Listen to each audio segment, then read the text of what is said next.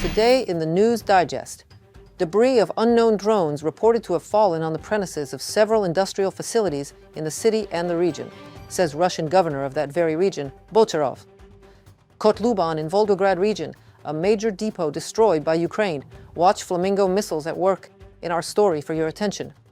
Ukrainian President Volodymyr Zelenskyy is making a pitch to Donald Trump in terms the American president can understand, say The Atlantic and its journalist Simon Schuster, after an interview with Zelenskyy. Russian media outlets Astra and Exilnova Plus, along with Volgograd Oblast Governor Andrei Botarov, report that debris from unidentified drones reportedly fell in large quantities on several industrial facilities in Russia's Volgograd Oblast overnight on 12 to 13 February. Debris of unknown drones reported to have fallen on the premises of several industrial facilities in the city and the region. Botarov said that local Russian air defense units had been responding for several hours, and that after midnight, residents reported numerous explosions across the region. Debris from a downed drone fell on a car park near houses in a residential area. Eyewitnesses report a large-scale fire. Flight restrictions have been in place at Volgograd Airport since the evening of 12 February due to the unknown drone attack. Maybe Russia's Volgograd oil refinery, one of the country's largest, was a target for the unknown drones, which for the unknown reason has successfully stopped oil processing. A Ukrainian, sorry for that, unknown drone strike triggered a fire, marking the first major refinery shutdown in 2026. Two industry sources told Reuters that the Lukoil-owned facility halted processing on February 11th after a blaze damaged a key crude distillation unit, which accounts for about 40% of the refinery's capacity, or roughly 140,000 barrels per day. The plant used to process 13.5 million metric tons of oil in 2024, about 5% of total Russian refinery output, and produced 6 million tons of diesel and 1.9 million tons of gasoline. Russian forces attacked Ukraine with an Iskander-M ballistic missile and 154 Shahed, Gerbera, and Italmas loitering munitions, as well as drones of other types on the night of 12-13 February. A Russian glide bomb hit yesterday the city of Kramatorsk, resulting in yet another tragedy. 4 people, including 3 brothers, were killed, and 2 others were injured in a Russian strike on the city of Kramatorsk in Donetsk region on the evening of February 12th, the prosecutor's office said in full. At 9:15 p.m., the aggressor state's troops attacked Kramatorsk. The area of impact included a residential area. As a result of a direct hit by a weapon on a private house, 2 19-year-old boys and their 8-year-old brother died. Also, the 43-year-old mother of the murdered boys and their 65-year-old grandmother were injured. In the night of February 12th, in the area of the settlement Kotluban in Volgograd region, an arsenal for integrated storage of missiles, ammunition, and explosives of the main Missile and Artillery Directorate of the Russian Ministry of Defense was struck. The regional governor, Andrei Bokarov, reported that air defense forces had allegedly repelled a missile attack on the Volgograd region. However, due to the threat of detonation, evacuation of residents of the settlement is underway. Here they come, here are the explosions, here they are. That's exactly what I was telling you about. The General Staff of the Armed Forces of Ukraine reported that the strike on the arsenal was carried out by Ukrainian long-range strike assets, FP-5 Flamingo. Powerful explosions were recorded on the facility's territory, followed by secondary detonation.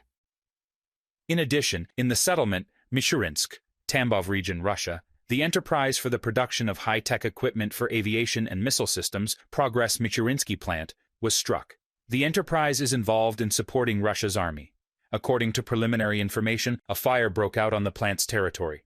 The results and scale of the damage are being clarified from a message by the General Staff of the Armed Forces of Ukraine on Telegram. Enemy ammunition depots were also damaged on the temporarily occupied territory of Zaporizhia region, in the area of the village Terpenie and near the settlement Rozivka. Here they come again, another one flying toward the oil refinery. And this is already Ukhta, in the Komi Republic. It is 1,750 kilometers from the border with Ukraine. The governor of Komi was the first to confirm the attack by Ukrainian drones on the region.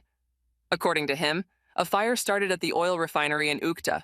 The atmospheric vacuum distillation unit was struck there. Another one is coming. Look, there's one more. The General Staff of the Armed Forces of Ukraine also confirmed the attack on the Ukhta oil refinery in the Komi Republic. It is part of Lukoil's structure and processes more than 4 million tons of oil per year. The plant is involved in supporting the Russian occupation army. The Security Service of Ukraine continues to carry out precision strikes on enterprises of Russia's oil refining complex that ensure the functioning of the aggressor country's war machine.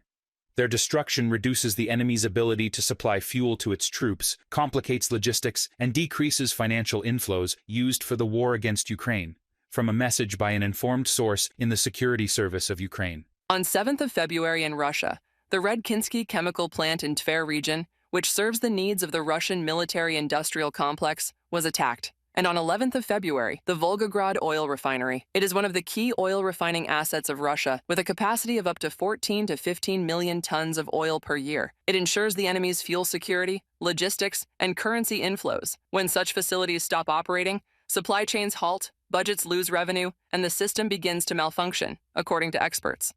Самый главный момент – это The most important thing accumulating is logistical fatigue. That is, all this needs to be constantly replaced, constantly reshuffled logistically. And as a result of all these reshuffles, exchange traders get knocked out. It becomes more and more inconvenient for them to work. There are no guarantees that today you order fuel, win some auction, and then it doesn't arrive because it simply isn't there anymore. As a result, this affects the cost and shortage of fuel for Russians, experts say. They predict that already in spring, Russia will face serious problems again. First, another ban on fuel exports will be introduced, as it was in the second half of 2025. Then gasoline will disappear from gas stations. это начинает уже приобретать каскадный эффект. This begins to take on a cascading effect. No matter how Russians try to cut plans for grain, plans for harvesting grain, planting grain, after a year it turns out that Russia has lost its third largest supplier of grain in Central Asia. All this starts to look very much like a small flock of black swans circling around the fuel resource. Experts forecast that by autumn 2026, Russian oil refineries will begin to shut down because they will not withstand the technological disruption of production. And this is a bad sign for Russia. Successful Ukrainian strikes on military-industrial complex enterprises will significantly affect the Kremlin's ability to finance the war against Ukraine. Reported by Natalia Husak, Volodymyr Shtenhelov, UATV News.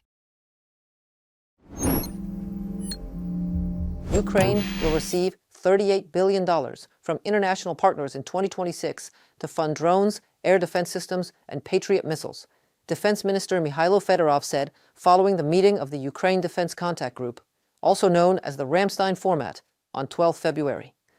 Following the Ramstein meeting, partners confirmed one of the largest support packages for Ukraine, $38 billion for 2026. This includes over $6 billion in specific assistance packages, with more than $2.5 billion for Ukrainian drones, over $500 million for the Prioritized Ukraine Requirements List (PURL) program, and $2 billion for air defense, as well as funding for artillery ammunition, training, naval capabilities, and other areas.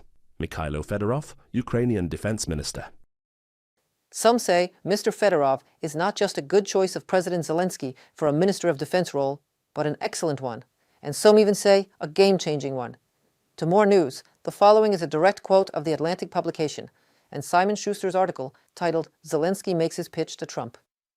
Ukrainian President Volodymyr Zelenskyy is making a pitch to Donald Trump in terms the American president can understand. If Trump wants to cement his legacy as a peacemaker and improve his chances of winning the midterm elections, he should seize this moment to end the war in Ukraine, already the deadliest Europe has seen in generations. By this point, Zelenskyy knows well what motivates Trump.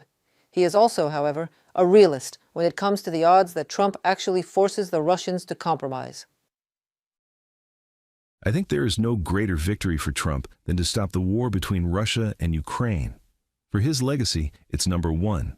The most advantageous situation for Trump is to do this before the midterms. Yes, he wants there to be less deaths. But if you and I are talking like adults, it's just a victory for him, a political one. President of Ukraine Volodymyr Zelenskyy in an interview to The Atlantic by Simon Schuster. Secretary of State Marco Rubio says he believes he will meet Zelenskyy at Munich Security Conference. U.S. Secretary of State Marco Rubio said he believes he will meet with Ukrainian President Volodymyr Zelenskyy at the Munich Security Conference as the top U.S. diplomat stressed the need to end the war in Ukraine.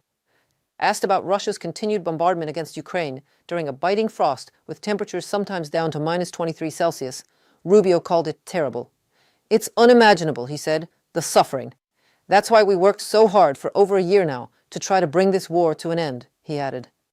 As per Rubio, the United States will discuss with Hungary and Slovakia, read Fitko and Orban, their possible cancellation of dependency on Russian oil and gas.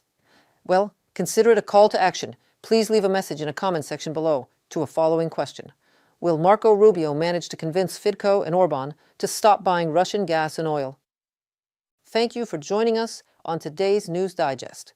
Make sure to subscribe, hit the like button, and share this video with anyone following news from Ukraine and around the world. Don't miss our next episodes. Stay ahead of the most important events.